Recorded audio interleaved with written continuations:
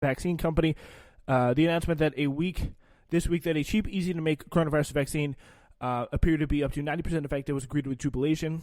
Get yourself a Vaccino, a British tabloid celebrated, noting that the vaccine developed by AstraZeneca in the University of Oxford cost less than a cup of coffee.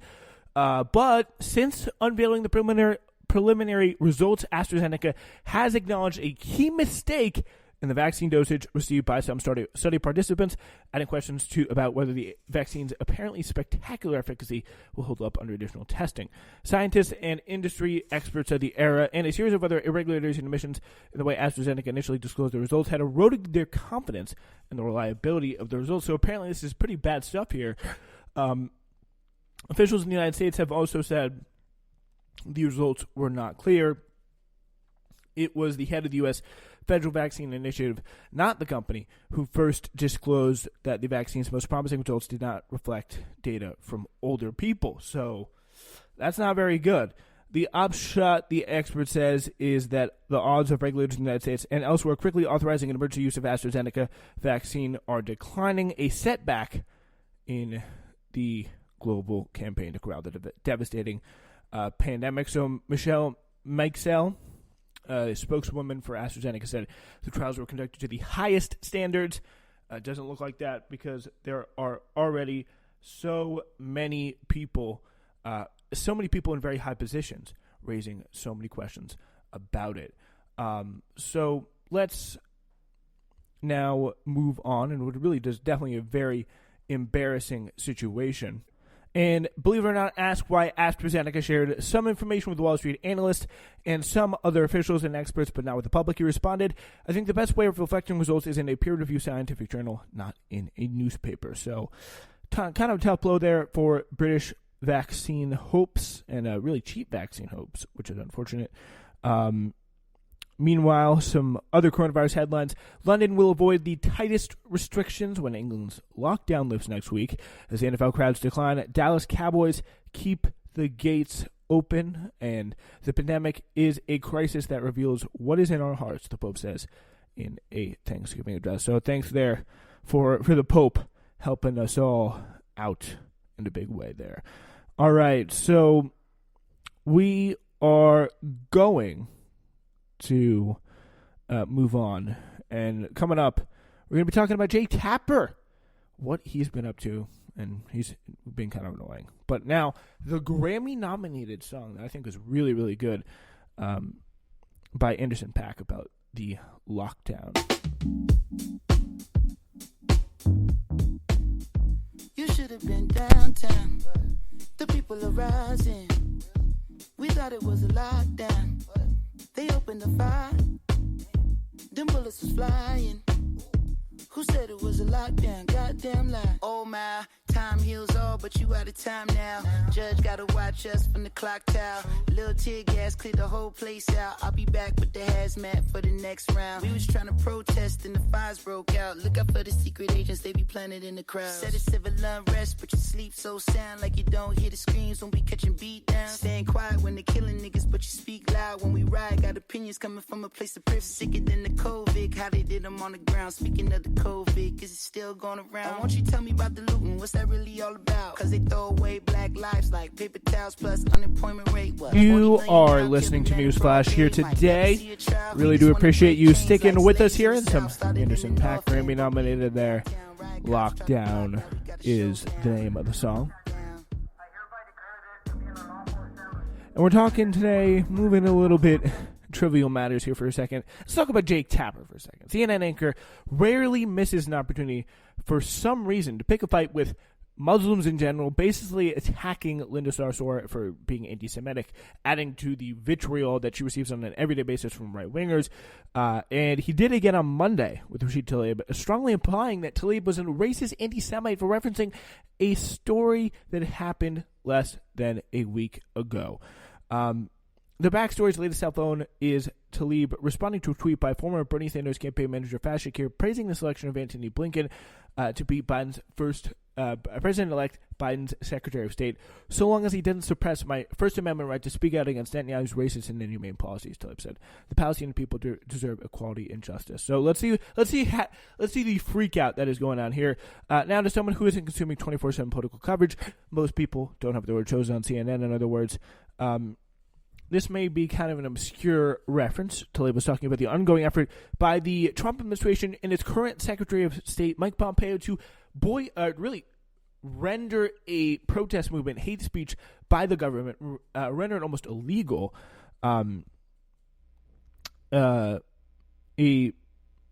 That's really what it does, and it's just a very, very scary thing. People who have pledged support or noticed support in any way, then they've been fired from jobs. Like, this is happening. This is literally happening around all the time. Like, the biggest source of suppression and cancellation is Palestinian activists in the United States being absolutely shut out of any kind of conversation in any public setting, which is incredibly disturbing, to say the least. So Tlaib explained what she was talking about in a follow-up tweet. Secretary Pompeo has moved to suppress, and this is, again, not even a criticism against Blinken, just a criticism against Pompeo and his anti-BDS policies. Secretary Pompeo has moved to suppress BDS, a peaceful protest movement that protected the First Amendment. I hope that Mr. Blinken and President-elect Biden's administration will change course from Trump's State Department and not target or suppress support for Palestinian human rights. Enter Tapper, cheerleader for the Israeli government's whataboutism, to strongly imply that Tlaib was targeting Blinken for being Jewish. Again, not really I think clearly not a comment on anything about Blinken. Just saying, great, I hope we can change policy now, which is kind of funny. And a great point here by Ashley Feinberg. Again, he deleted this tweet, but this is the tweet from Tapper. Why is it about Secretary of State nominee Blinken? I think he meant, what is it about? And maybe why he deleted it. He said, why is it about Secretary of State nominee Blinken that makes the congressman think that he would try to suppress her views about Israel? Or about the Prime Minister of Israel. So that is kind of funny. And Feinberg brings up, what is it about Muslim members of Congress that makes Jake Tapper suddenly no longer have to abide by the journalistic tenets he supposedly holds so dear? He deleted it and rephrased it, saying, Blinken and Biden are both on the record opposing efforts to punish sanction BDS, though they oppose BDS. So I'm not sure what is it about Blinken that would prompt this tweet. And again, it is literally nothing about Blinken. It's just hoping that we can stop this. So, and actually reminding them, because that's what an activist does. That's what someone who wants to change does, is continue to push for it no matter who's in charge, because they're principled, and actually try and get the big change. So Tapper knows what Tlaib meant. Blinken might not be her first choice for Secretary of State, but that to some extent, anyone not named Mike Pompeo is cause for a sigh of relief. Tapper explained what she meant hours before. Explained what she meant hours before Tapper's initial tweet, even. But even if the Tlaib were to express skepticism of the next State Department's tolerance of pro-Palestinian views, can anyone actually blame her? This is a president-elect who won't leverage aid to Israel in order to stop settlement building or the annexation of parts of the West Bank, or any decision by Israel to commit further human rights abuses, and whose campaign publicly announced Palestinian American activist Linda Sarsour at the urging of Jake Tapper, as we talked about. Biden, this is a tweet from Jake Tapper. Biden campaign spokesperson Andrew Bates says regarding Sarsour being on the call, Joe Biden has been a strong supporter of Israel and a vehement opponent of anti-Semitism his entire life. He obviously condemns her views and opposes BDS, and so does the Democratic platform. So just no way, not under any circumstances.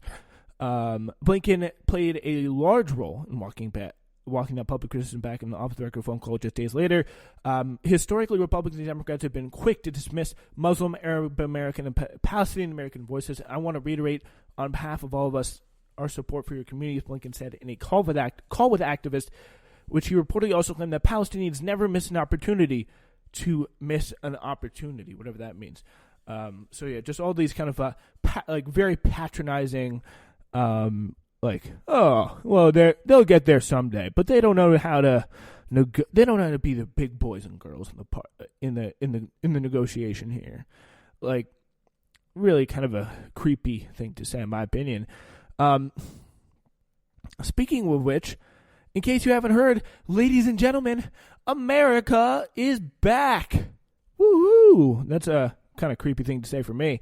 I mean, when you look at it, and we'll get into why in a second, that's what Joe Biden tweeted in a really kind of what he thought was a clearly badass moment, or his aides thought was a clearly badass moment, tweeting out there, America is back.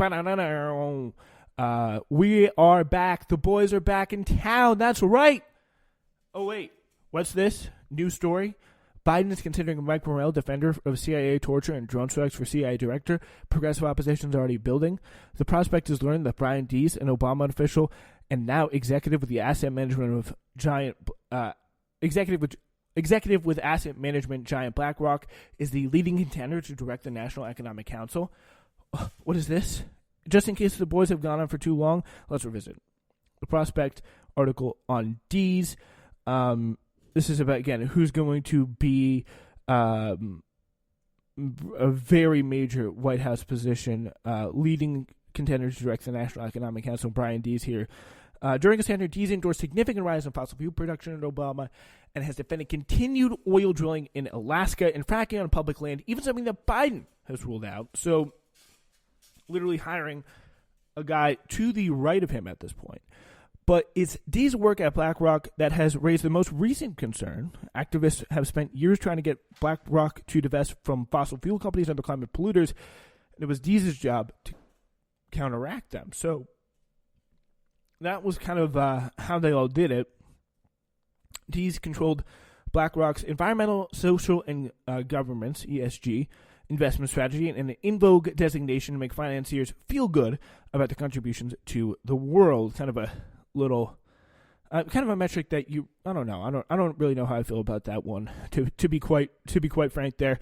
In this position, Deese again made mostly empty promises to environmentalists about BlackRock's goals, which withered upon close inspection.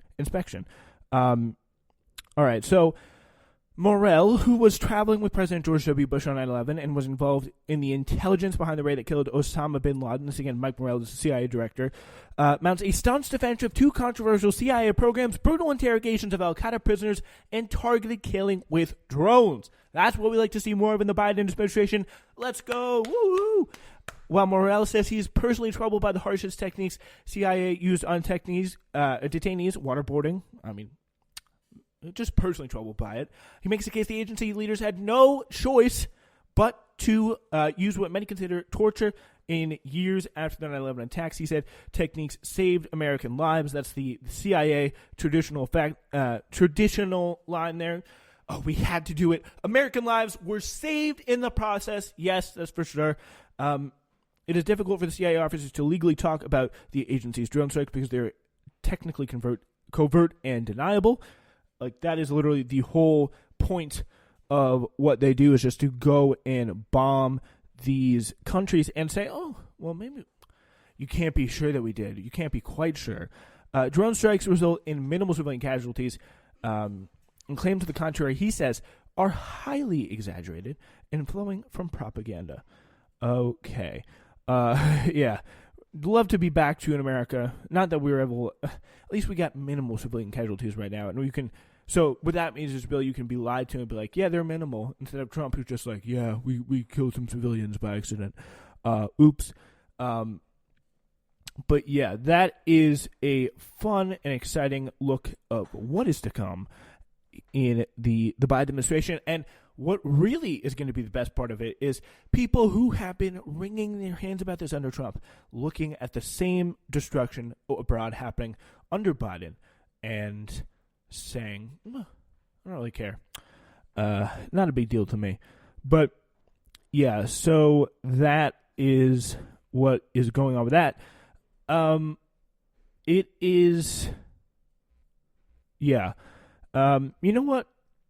Let's check what we got about here. You know what? It is Thanksgiving. I do want to take a minute to, we're going to end the show, say some things I'm thankful for, and just kind of speak from the heart about what is ahead. And, it is very, very tempting to like feel that we are on the kind of like if America was a store right now, a department store, a big box store, we would be selling everything at 70% off. It's a everything must go